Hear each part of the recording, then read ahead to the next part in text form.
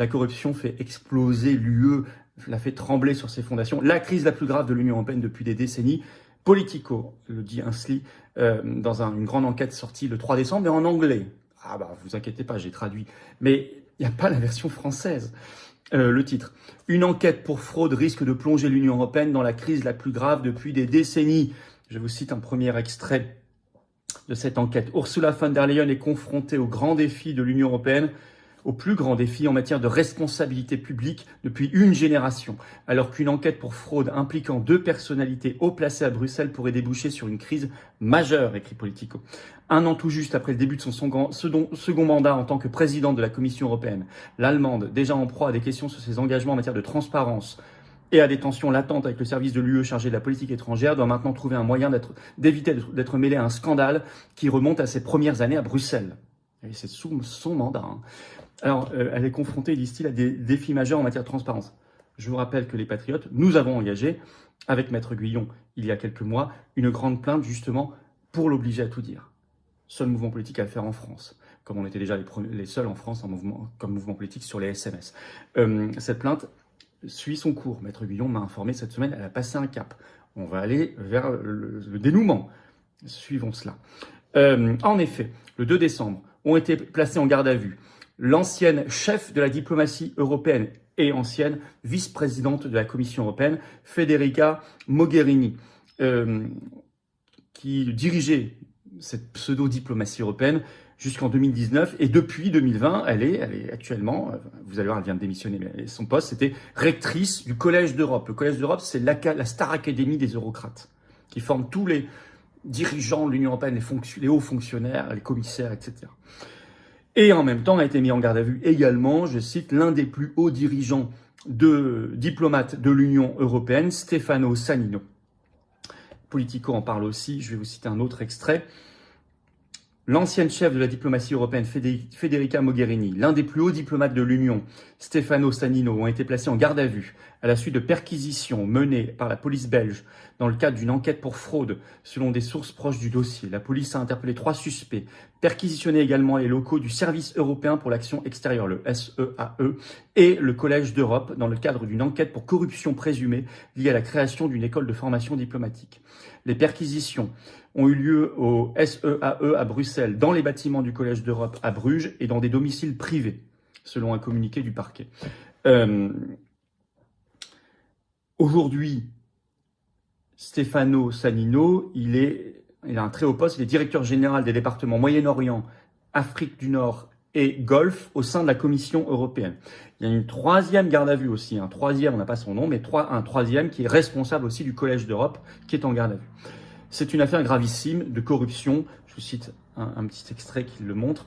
Le parquet européen a indiqué avoir de forts soupçons que la procédure d'appel d'offres de 2021-2022 pour la création d'une académie diplomatique rattachée au Collège d'Europe n'avait pas été équitable. Il pourrait s'agir de faits de fraude dans l'attribution de marchés publics, de corruption, de conflit d'intérêts et violation du secret professionnel. C'est lourd. Cette affaire semble prête à enflammer les relations déjà tendues entre Ursula von der Leyen et l'actuelle patronne du SEAE, Kaja Kallas. Souffle 4 responsables européens à Politico. Alors, un eurodéputé roumain, vous allez voir, il y a des réactions déjà. Russie, Hongrie. Là, cet eurodéputé roumain, George Piperea, a déclaré à Politico qu'il envisageait de déposer une nouvelle motion de censure contre Ursula von der Leyen sur cette affaire de corruption. La Russie attaque, je cite Politico, la porte-parole du ministère russe des Affaires étrangères, Maria Zakharova, a déclaré aux médias que les responsables européens préfèrent ignorer leurs propres problèmes tout en faisant constamment la leçon à tous les autres. Ça s'ajoute au Qatargate qui est en cours, parce qu'il y a d'autres affaires qui sont relancées en même temps, je vais vous expliquer dans un instant. L'enquête également sur la corruption par le fabricant chinois Huawei. Bon. Le Pfizergate, les SMS d'Ursula, etc. Tout ça est en cours. La Commission européenne est très inquiète pour sa réputation et pour l'avenir même de l'Union européenne. Je cite un extrait de cette enquête. Cristiano Sebastiani, représentant du personnel, l'un des principaux syndicats de l'Union européenne qui s'appelle Renouveau et Démocratie, a estimé que si elles étaient prouvées, ces accusations auraient un impact désastreux sur la crédibilité des institutions européennes concernées et plus largement sur la perception qu'ont les citoyens des institutions européennes. Il a confié avoir reçu des dizaines de messages de la part de membres du personnel de l'UE préoccupés par le risque de réputation. Ce n'est pas bon pour les institutions de l'UE et pour les services de la Commission européenne. Ce n'est pas bon pour l'Europe. Cela détourne l'attention d'autre chose, déplore un responsable de la Commission européenne sous couvert d'anonymat. Cela véhicule cette idée d'élitisme, d'un réseau informel qui fait des faveurs. Bah oui, ça s'appelle de la corruption. Alors ça y est, il y a des démissions et d'autres affaires qui sont relancées. Article de réactive, ce 4 décembre. Le titre, Federica Mogherini démissionne de son poste de rectrice du Collège d'Europe. Donc la Starac de tous les hauts dirigeants de l'Union européenne. Hein. Et l'autre, mis en garde à vue également, là son collègue, vient de prendre sa retraite pour fin décembre, il l'a annoncé. Au même moment, une autre affaire de corruption, le Qatargate, au Parlement européen rebondit. Article de réactive, le 4 décembre. Le titre, la Commission des affaires juridiques du Parlement européen lève l'immunité d'Alessandra Moretti, une eurodéputée italienne. Son immunité vient d'être levée par 16 voix contre 7 lors d'un vote dans cette Commission des affaires juridiques du Parlement européen le 3 décembre. On va reparler un peu de l'affaire dans cet article de réactive. Je vous cite, ce vote a été tenu suite à une requête du parquet fédéral belge formulée en mars dans le cadre de l'enquête sur les soupçons de versements occultes par le Qatar et le Maroc pour influencer les décisions dans les institutions européennes. Cette affaire, connue sous le nom de Qatargate, a déjà conduit à plusieurs arrestations et provoqué un séisme politique à Bruxelles. Fin de citation. Tout cela mêlé aux problématiques actuelles sur l'aide à l'Ukraine. Et là, l'actuel chef de la diplomatie européenne, le croit en tout cas, Kaja Kallas, et en même temps qui est vice-présidente de la Commission européenne, sent le vent du boulet. Un article de réactive le 4 décembre en parle. Le titre, Kaja Kallas s'engage à une transparence totale dans le cadre de l'enquête sur la fraude au sein de son service, le SEAE, Service européen d'action extérieure. Je vous cite un extrait. Ça commence à paniquer. La plus haute diplomate de l'UE, Kaja Kallas, a informé ses collaborateurs que le service diplomatique de l'Union européenne travaillait en étroite collaboration avec les procureurs. Après qu'une vaste enquête, après les perquisitions menées au SEAE cette semaine. Les allégations sont profondément choquantes, ne doivent en aucun cas ternir le bon travail que la grande majorité d'entre vous faites chaque jour, a-t-elle écrit dans un message adressé au personnel du SEAE. Bon. Je rappelle qu'elle-même est déjà dans la sauce. Hein. Article du Monde qui est toujours en ligne du 29 août 2023, le titre Estonie, le Premier ministre Kaja Kallas déstabilisé par les liens de son mari avec la Russie, car en fait ils interdisent de faire des affaires avec la Russie, les sanctions de ça, et en fait son mari, il a des participations dans des sociétés qui continuent d'en faire pour s'enrichir, tout ça c'est affreux. Bon, elle était effectivement, avant d'être à la tête du SEAE, de la diplomatie européenne, elle était Premier ministre d'Estonie.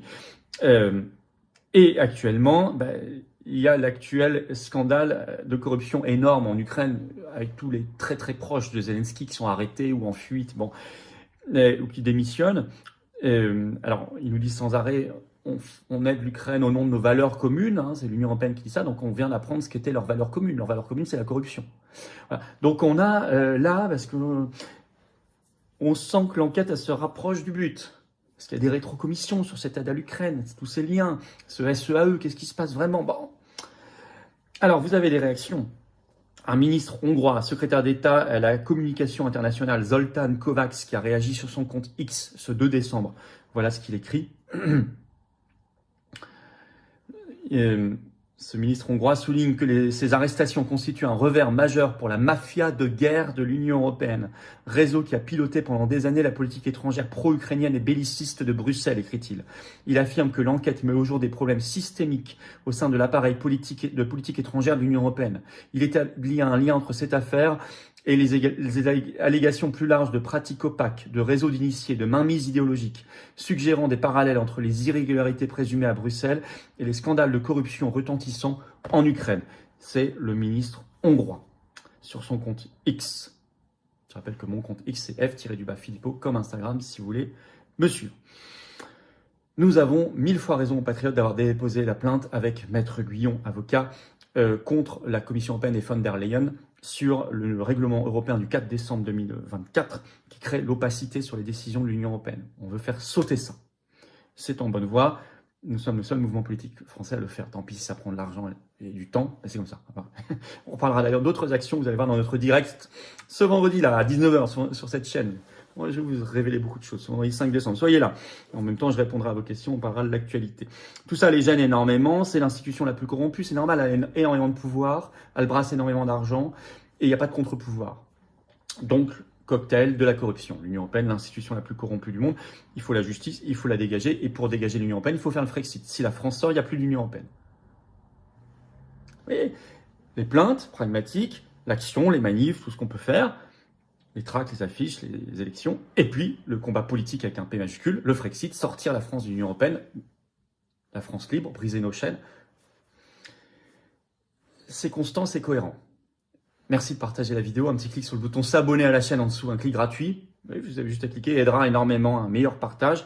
Pensez-y. Si vous voulez du contenu en plus, appuyez sur rejoindre par ailleurs, c'est autre chose. Mais vous aiderez cette chaîne au passage. Mais sinon, abonnez-vous à la chaîne et les vidéos circuleront mieux et on luttera contre les stratégies de censure de l'oligarchie contre certains contenus sur YouTube. Merci à vous pour cette aide qui aidera beaucoup la chaîne, ce petit clic gratuit sur s'abonner. Et on touchera de nouvelles personnes. C'est très très utile et efficace. Donc à 19h, on est en direct sur cette chaîne ce vendredi. Je vous l'ai dit, soyez là ce vendredi soir, 5 décembre. Et puis samedi 13 décembre, la grande marche nationale pour la paix. Et nécessairement pour sortir de l'OTAN et de l'UE, bien sûr. Pas un euro, pas un soldat, pas un Français, pas une arme en Ukraine. La paix, négociation. On est là, une grande marche nationale pour la paix, elle va être historique, une marée humaine, des drapeaux français, ramenez-en en nombre, il y en aura aussi en vente sur place, pas cher. Samedi 13 décembre, rendez-vous Paris, 14h, place de Barcelone, départ à 15h. Je vous attends, organisez-vous, très très nombreux. Je vous attends, patriotes.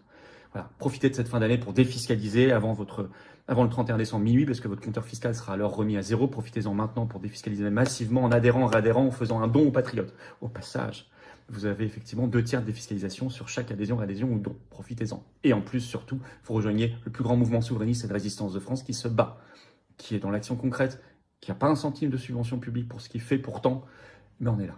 Je vous attends. Vous pouvez adhérer ou réadhérer dès maintenant au Patriote par le premier lien sous la vidéo en description. Ce lien est également en commentaire épinglé, une petite fiche sur l'écran maintenant et dans quelques secondes, un lien sur l'écran. Faire un don au mouvement, c'est le deuxième lien sous la vidéo en description. Ces liens sont aussi sur le site les-patriotes.fr et donc ça fait baisser vos impôts et profitez-en maintenant avant le 31 décembre, minuit, pour défiscaliser. Vous mettez 120 €, ça enlève 80 € de vos impôts. Vous en mettez 30, ça enlève 20 €. Vous mettez 1500, ça enlève 1000 €. Vous mettez 60, ça enlève 40, etc. Bravo aux donateurs et aux réadhérents, bienvenue aux nouveaux adhérents patriotes et vive la France.